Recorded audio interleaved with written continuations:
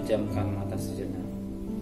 Tiada kata yang manis selain ucapan syukur kepada Bapa di surga buat kasih-Mu yang begitu limpah dalam hidup ini.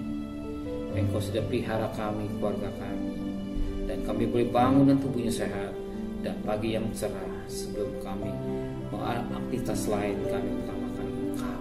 Adakan mesbah keluarga, mesbah pribadi, dan kami menaikkan pujian penyembahan, menaikkan doa syafaat, dan kami rindu untuk mendengarkan renungan firman.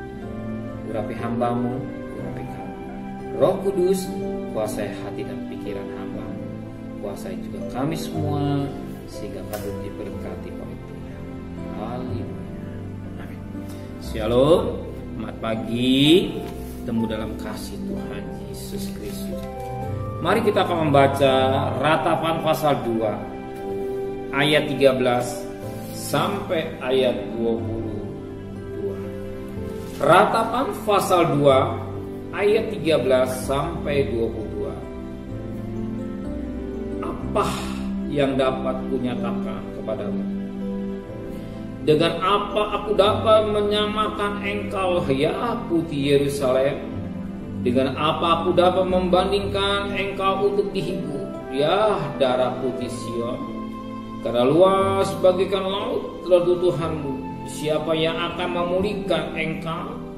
Nabi-nabimu melihat bagimu penglihatan yang dusta dan hampa.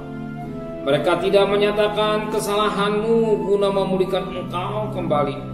Mereka mengeluarkan bagimu ramalan-ramalan yang dusta dan menyesatkan. Sekalian orang yang lewat bertepuk tangan karena engkau, mereka bersuit-suit dan menggeleng kepalanya mengenai putih Yerusalem. Inikah kota yang disebut orang kota yang paling indah, kesukaan dunia semesta? Terhadap engkau semua seterumu mengangkat mulutnya. Mereka bersuit-suit dan menggertakkan gigi. Kami telah memusnahkannya, kata mereka. Nah, inilah harinya yang kami nanti-nantikan. Kami mengalami, kami melihatnya. Tuhan telah menjalankannya yang dirancangkannya.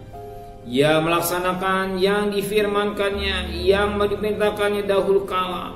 Ia merusak tangan belas kasihan, ia menjadikan si suruh senang atas kamu.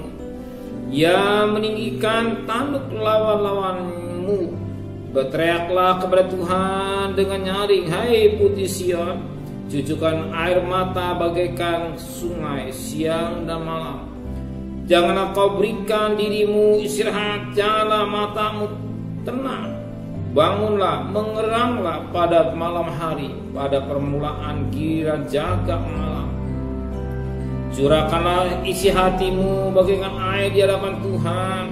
Angkatlah tanganmu kepadanya demi hidup anak-anakmu yang jatuh pingsan karena lapar di ujung-ujung jalan. Lihatlah Tuhan dan tidiklah. Kepada siapakah engkau telah berbuat ini? Apakah perempuan harus makan anak kandungnya, anak-anak yang masih dibuai? Apakah dalam tempat kudus Tuhan harus dibunuh imam dan nabi? Terbaring di tebu jalan pemuda dan orang tua. Darah-darahku dan teruna-terunaku gugur oleh pedang. Engkau membunuh mereka tak kala engkau murka. Tanpa belas kasihan engkau menyembelih mereka.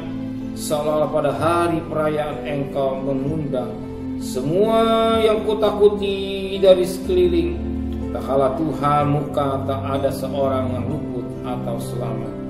Mereka yang kubuat dan kubesarkan dibinasakan seterusnya. Kita lihat ini bagaimana keadaan situasi pada saat itu. Dikatakan dalam firman Tuhan, di mana saat itu keadaan situasi pada zaman saat itu Yeremia sebagai nabi Allah, dia banyak menangis, dia banyak mencucurkan air mata melihat keadaan bangsa Israel pada saat itu, dan air matanya dicurahkan juga Paulus kepada sidang di Roma. Sidang Roma tetap tabah dalam menghadapi hidup. Bahkan firman Allah juga berkata bahwa di Yohanes pasal 11, Yohanes pasal 11 ayat yang ke Yohanes pasal 11 ayat yang ke Yohanes pasal 11 ayat yang ke Yohanes pasal 11 ayat yang ke-35. Maka menangislah Yesus, kata orang Yahudi, lihatlah betapa kasih Yesus kepada Maria. Dan Maria menangis, Paulus menangis, Yesus menangis, dan kita juga menangis melihat keadaan situasi pada saat itu. Ya, kita tidak lihat pada saat zaman dulu, tapi kita lihat pada zaman Yeremia, tapi kita lihat pada zaman sekarang. Kita juga menangis melihat keadaan yang terjadi pada saat itu. Dikatakan pada saat zaman Yeremia, di mana firman Allah berkata pada ayat yang ke-14, nabi-nabimu melihat bagimu penglihatan yang dusta dan hampa. Nabi-nabimu tidak menyatakan kesalahanmu guna memulihkan engkau kembali. Mereka mengeluarkan bagimu ramalan-ramalan yang dusta dan menyesatkan. Nabi itu penyambung lidah Allah, tetapi apa yang dikerjakan ternyata dia dikatakan memberikan penglihatan yang dusta dan hampa. Ya. Penglihatan yang dusta dan hampa. Bahkan dikatakan dalam firman bahwa mereka tidak menyampaikan kesalahanmu dengan pengertian, tidak menyampaikan isi hati Tuhan, tidak menyampaikan tugas sebagai menyambung lidah Allah, menyampaikan kebenaran, supaya melalui kebenaran supaya mereka bertobat. Tapi hanya disampaikan yang dusta, bahkan disampaikan yang hampa, bahkan meramal, tapi peramalan yang kosong dan menyesatkan. Ya.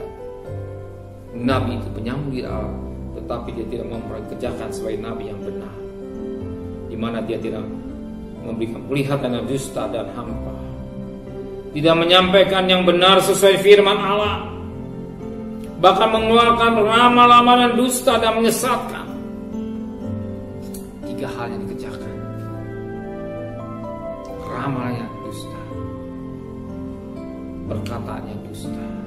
Tapi perkataan yang benar yang bisa mengubah hidup manusia. Perkataan yang benar sesuai firman Allah, apa yang maunya Tuhan atau kehendak Tuhan itu enggak disampaikan, tapi disampaikan hanya perkara-perkara yang dusta dan hampa. Justru kalau disampaikan perkara yang benar, mereka akan berubah. Justru saat ini kita butuh firman yang benar, firman yang mengubah karakter kita, firman yang membersihkan cacat celah kita, firman yang mengoreksi hidup kita, supaya kita didapatkan bagaikan gereja yang tidak cacat dan celah, bagaikan gereja atau mempelai wanita yang berhias berdandan untuk bertemu dengan Dia, bukan inabot atau menyenangkan telinga, tapi firman yang mendidik, yang mengubah hidup kita ini, sehingga kita lakukan sesuai dengan kehendak Tuhan. Tuhan memberkati kita semua. Amin. Benar Bapa di surga, biar kami menjadi anak-anak-Mu yang peka akan suara Roh Kudus, yang peka akan kehendak Engkau, dan kami mau berjalan dari firman Allah. Jangan didaboboi oleh perkara-perkara yang tidak baik. Sebab di akhir zaman banyak nabi-nabi palsu, hanya menyenangkan telinga. Tapi kami membutuhkan kebenaran, supaya kami berjalan sesuai dengan kehendak Engkau. Sebab firman berkata, Mazmur 19 ayat 5, firman perintah bagi kaki dan sungguh jalan hidup kami. Firman menuntut langkah hidup kami. Maka pada pagi hari kami diingatkan firman Tuhan, biar kami mau mendengar firman Allah yang benar, sesuai dengan firman, hidup yang kekudusan dan tidak bermain-main dosa. Terima kasih Bapa di surga, sebentar kami cari nafkah serta perjalanan kami. Pergi dengan selamat, pulang dengan selamat. Kami serahkan keluarga kami serahkan hidup kami semua kepada Tuhan. Kembalikan kami pada besok pagi dengan tubuh yang sehat, dengan tidak kurang satu juga. Berkati Bapak Presiden, Wakil Presiden, para menteri, para gubernur, para bupati, para wali kota, para camat, para lurah, para RW, para RT, para medis, para relawan, para TNI, para Polri, bahkan mereka-mereka yang bekerja garis depan Tuhan. Kau berkati hikmat yang dari Tuhan langsung, yang mampu menyelesaikan yang sulit bagi orang lain, tapi bagi mereka tidak, karena Kau berikan kecerdasan Tuhan, sehingga yang sakit semakin berkurang banyak, tapi yang sembuh semakin banyak Tuhan, bahkan yang mati semakin berhabis Tuhan, yang banyak yang mau divaksin sehingga ada kekuatan tubuh untuk kami Tuhan dalam hidup ini Tuhan. Terima kasih Bapa di surga, terima kasih Tuhan, sudah terkasih, terimalah berkat nikmat dari Allah Bapa, cinta kasih sayang dari Tuhan Yesus Kristus, dan berkat Roh Kudus menyertai saudara hari ini sampai Maranatha. Tuhan Yesus datang. Yang cinta Dia katakan amin.